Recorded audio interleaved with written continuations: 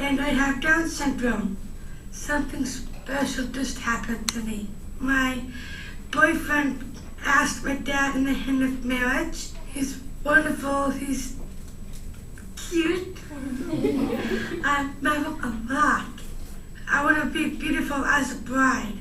See, girl, more alike than different. I'm going to have a big wedding for 300 people.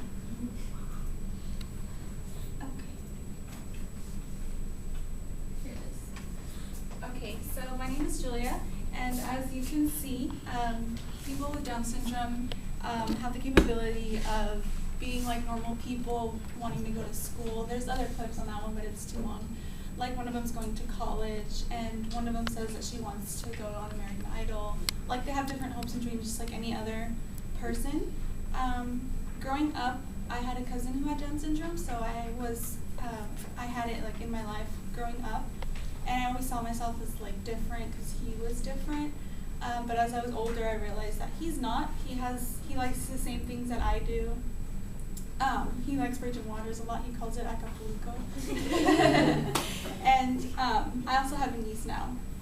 She's like 2 months old, I think, who has Down syndrome. Children who are born with Down syndrome grow up to live a life just like any other human and have the ability to be successful.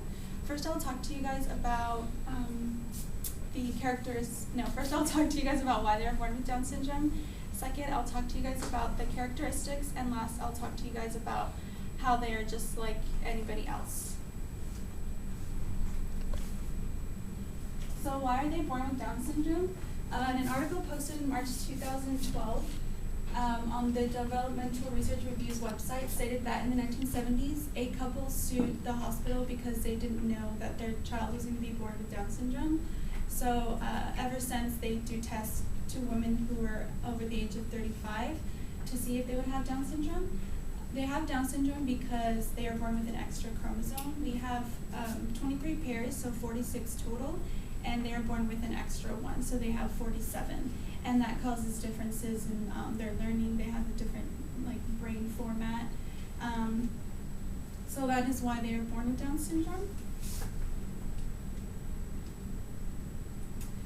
Their characteristics, the main one is that they learn at a slower pace because of the way their brain is. So average babies learn to walk at a certain age, and people with Down syndrome are like a few months later, like between 3 and 6 months. So they do everything later. They take longer to do things. So according to the National Disabilitation Center for Children with Disabilities, which was last updated in June 2010, some characteristics include poor muscle tone. They have slanting eyes and a short neck, so they don't really have like the shape back here, so it looks like really flat.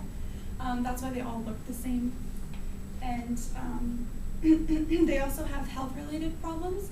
They're easily, they have low resistance to infections, so they get infections easily. They have a lower immune system, so they get sick really easily. Like my cousin, he has ear infections all the time. He's been in many surgeries because he's just so prone to infections and getting sick. And like I said, they have a lot of health-related problems, more so than regular born babies. So now that I talked to you guys about the characteristics, I'll let you know about their, that's my little niece, Susie.